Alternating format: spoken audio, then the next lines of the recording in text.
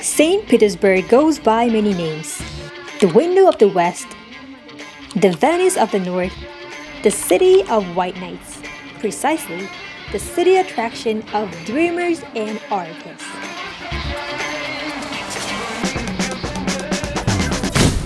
Saint Petersburg is a mecca of cultural, historical, and architectural landmarks.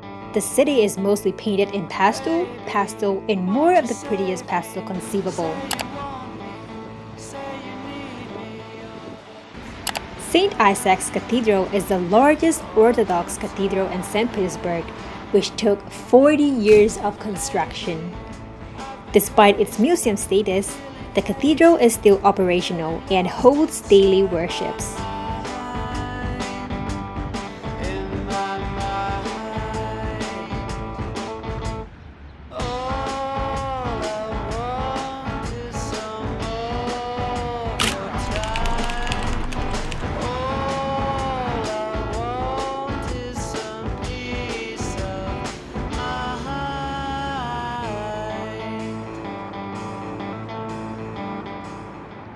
The Hermitage Museum is the largest art museum in the world by the gallery space. It has been calculated that if you spend a minute at one item, 8 hours a day, it will take you almost 15 years to view all the museum's exhibits.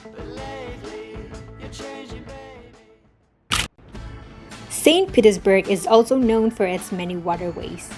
They could be seen almost all around the city, earning the name the Venice of the North.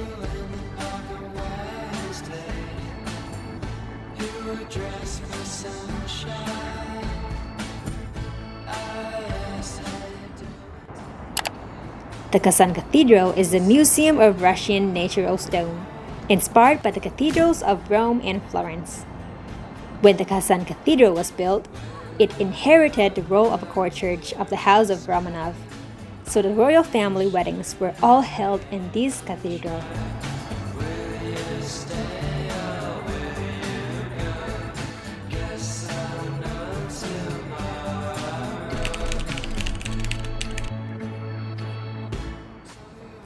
Church of the Savior on the Spilled Blood was built to honor Tsar Alexander II of Russia, who was assassinated at the site where the church now sits. Hence the reference to spilled blood. It was designed in the style of 16th and 17th century Russian churches.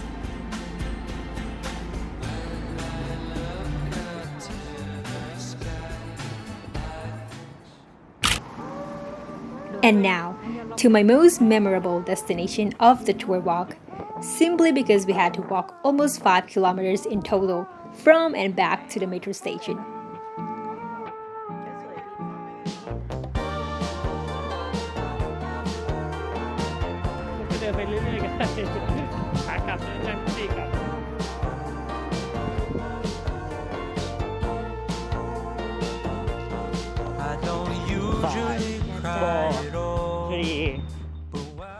The Smolny Cathedral was originally meant to be a central church of a monastery for Elizabeth, the daughter of Peter the Great, who would become a nun. But when she accepted the throne, that idea was forgotten. Today, Smolny Cathedral is used primarily as a concert hall.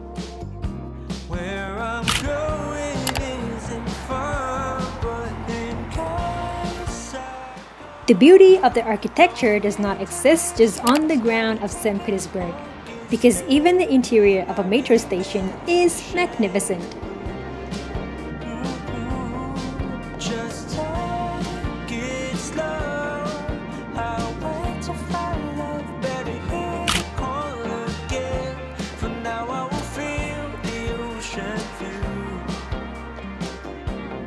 The Peterhof Palace is a collection of palaces and gardens.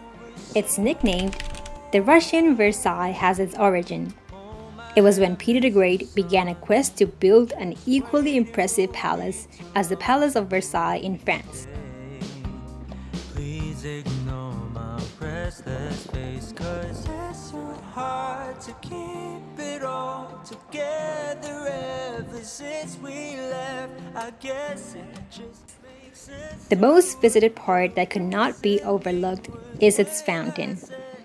Peterhof has a total of 144 fountains and more than 200 statues. But during winter, the fountains won't work, so this might not be a popular visit in winter.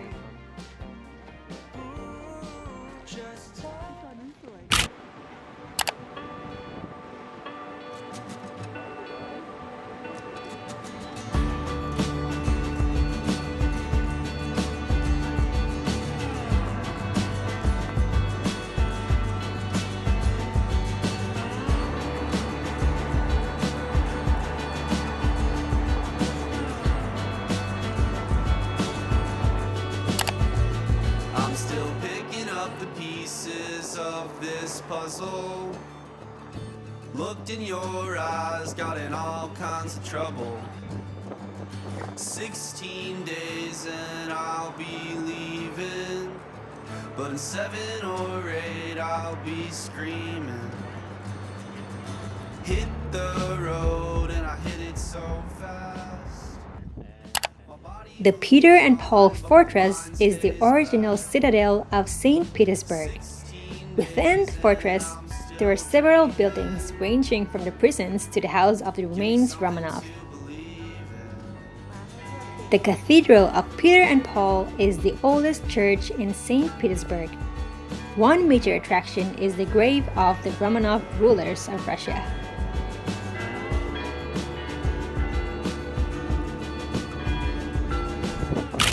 The flea market near the metro station Udelnaya is the largest flea market in St. Petersburg, one of the largest in Russia and the world. The flea market is much larger on the inside with permanent stalls selling all kinds of things. We spent the most time out here bargaining with the locals despite the language barrier. So here's a short tip for you. Calculator is the most comprehensive way to name your price. And that concludes our 16-day trip of Russia. Through the variety of building styles and the freshness of the exteriors, Russia looked as it would seem in a storybook. I thought I'd miss out the liveliness of summer by coming here in winter, but that was not the case. Because even winter cannot deprive the colorful surprises of Russia.